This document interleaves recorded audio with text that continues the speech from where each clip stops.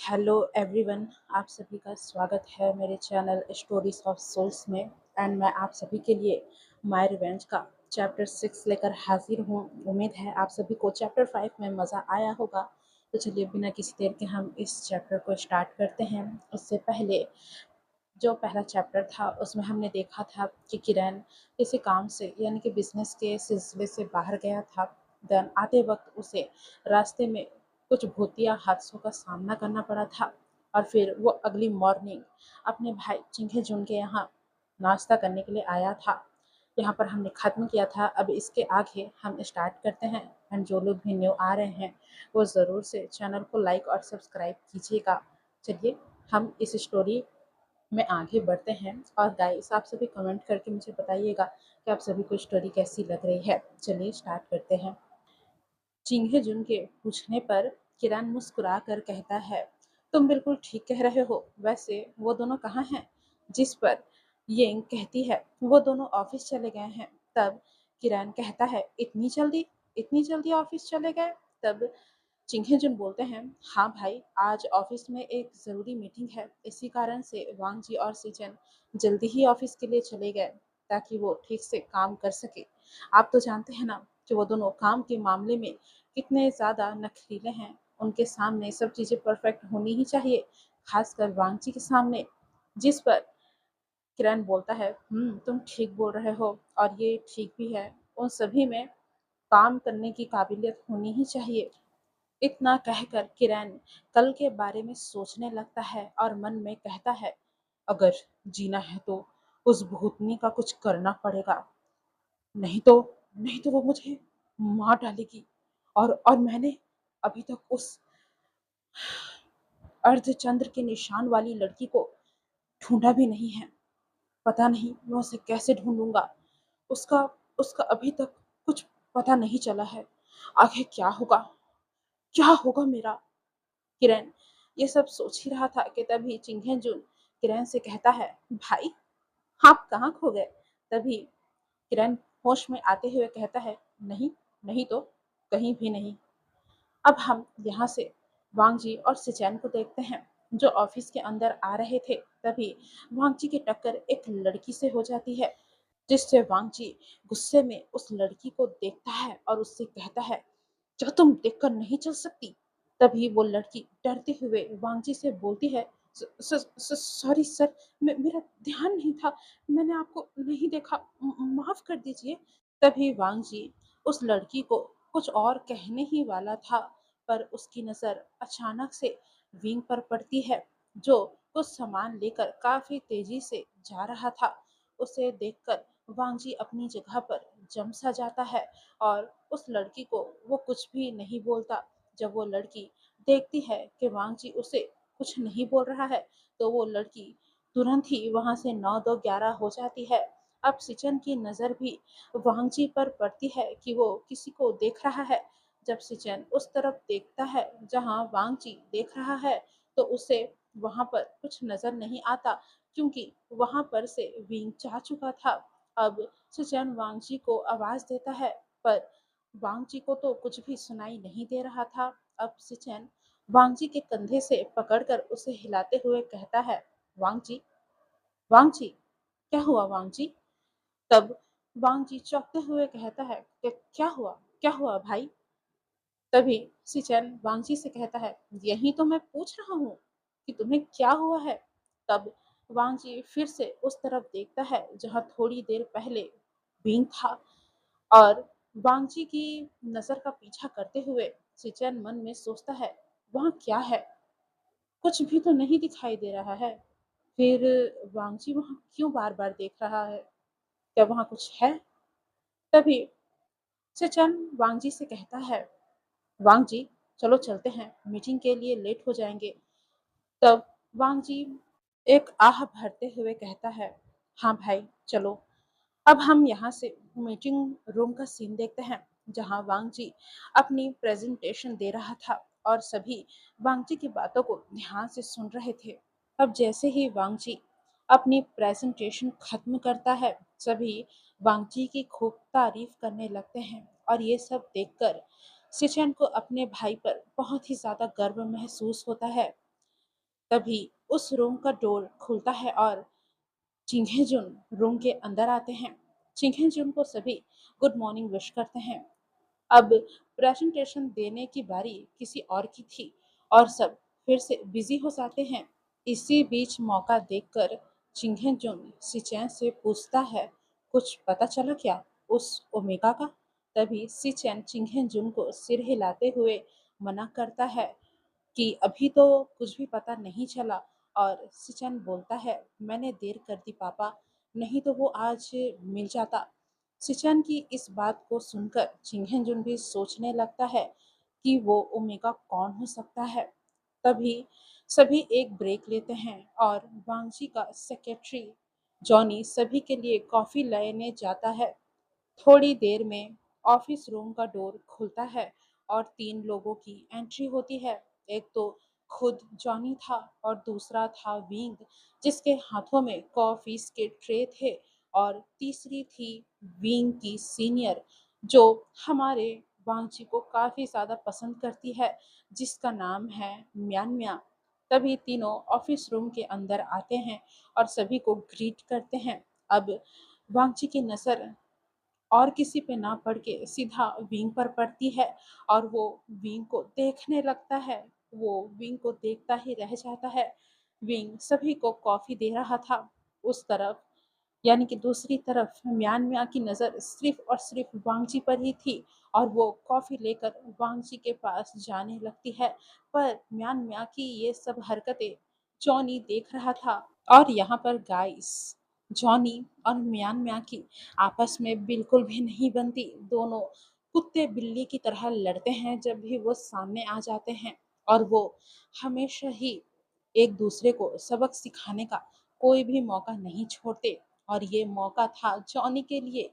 जब जॉनी देखता है कि मैन म्या वांगजी की तरफ कॉफी ले जा रही है और वांगजी का ध्यान कहीं और है, तो इस बात का फायदा उठाकर जॉनी बड़ी ही चालाकी से अपना पैर म्यान म्या के सामने रख देता है, जिससे म्यान म्या मुंह के बल गिर जाती है और सारी की सारी कॉफी वांगची के ऊपर गिर जाती है। यह सब इतनी जल्दबाजी में हुआ था कि किसी को पता ही नहीं चला था कि हुआ क्या है। अब म्यान म्या जल्दी से उठती है और वांगची के कपड़ों पर गिरी कॉफी को साफ करने लगती है और बार बार सॉरी कहने लगती है। और वहीं वांगजी का ध्यान तो अभी भी विंग के ऊपर ही था। और वहीं विंग वो भी हैरानी से वांगजी और म्यान म्या को देख रहा था और सबका ध्यान वांगजी पर जाता है, जो एकदम शांत था। ये सब देखकर कोई हैरान था, कोई परेशान था और कोई डरा हुआ था। सिचेन और चिंगेजुन परेशान थे कि ये सब क्या हो गया है। अब वांगजी पता नहीं क्या करेगा। अब इस लड़की की तो खैर नहीं।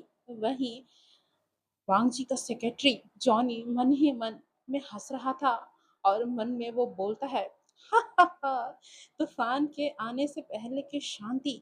ये ये वांगजी नाम का ज्वालामुखी अब फटेगा और इस म्यान म्यान नाम की सनसनी को उखाड़ता हुआ यहाँ से फेंक देगा। हा हा हा, मजा आ जाएगा सारी नौटंकी देखने में।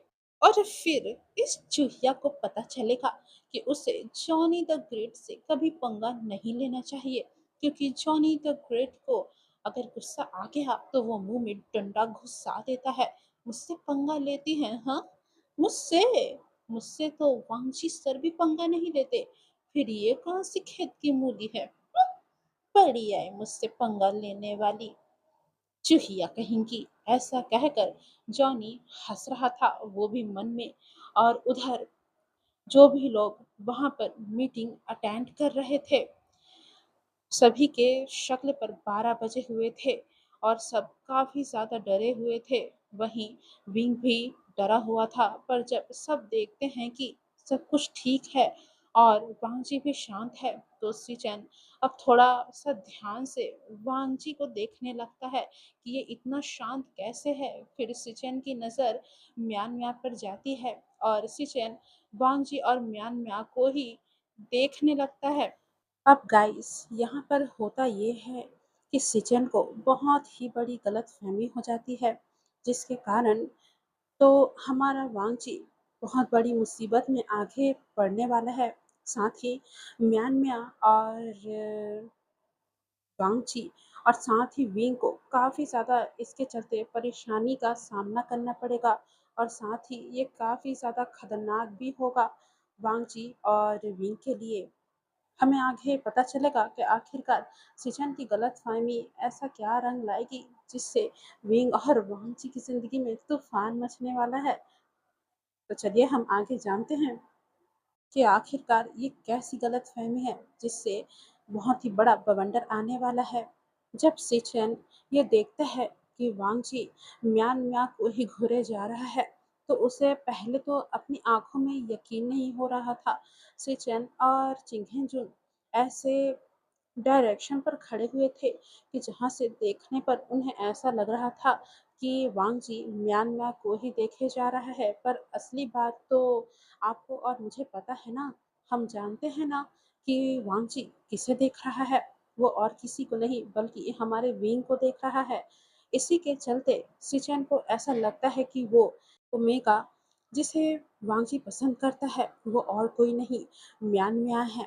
हालांकि खुद सिचेन अपनी आंखों पर यकीन नहीं करना चाहता था क्योंकि उसने म्यांमार के बारे में काफ़ी कुछ सुन रखा था कि वो कितनी घमंडी और बदतमीज साथ ही निहायत ही बिगड़ी हुई ओमेगा है। इसी कारण वो मन में सोच रहा था कि ये जो मेरी आंखें देख रही है वो सच है। ऐसा कैसे हो सकता है? क्या वांगजी का दिमाग सच में खराब हो गया है जो उसे ये पसंद आई है? सिचन ये सब सोच ही रहा था कि शिंगेजुन वांगची को बुलाता है।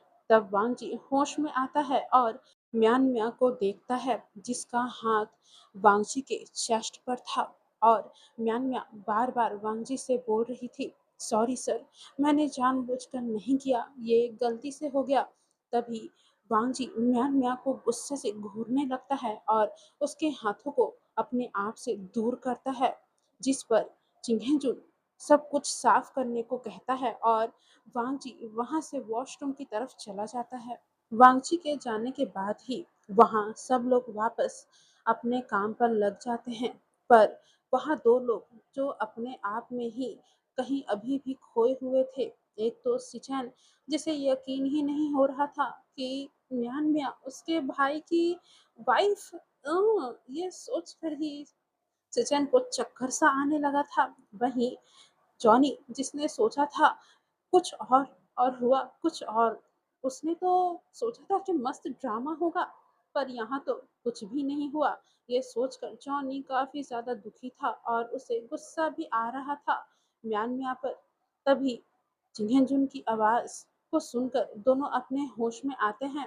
तब तक वांगची भी वहां वापस आ चुका था। अब सिचन वांगची के चेहरे को देखने लगता है। वांगची का चेहरा बिल्कुल ही कोल्ड था। उसे देखकर ही सिचन बता सकता है कि वांगजी इस वक्त बहुत ही ज्यादा गुस्से में है। यहाँ चिंगेंजुन मीटिंग के पूरा होने पर सभी को थैंक्स कहते हैं और सभी चिंगेंजुन को भी ग्रीट करते हैं और एक दूसरे से हाथ मिलाते हैं और कहते हैं कि आने वाले समय में ये मीटिंग काफ़ी अच्छी साबित होगी। तभी वांगजी अपने डैड चिंगेंजुन से कहकर वो वहाँ से अपने कैबिन की तरफ चला जाता है। हे गाइस, आज के लिए इतना ही। जानती हूँ पार्ट काफ़ी छोटा है पर क्या करूँ, थोड़ी बिजी हूँ। जल्दी ही इसका अगला पार्ट लाने की कोशिश करूँगी और कोशिश करूँगी कि अगला पार्ट इससे थोड़ा लॉन्ग हो।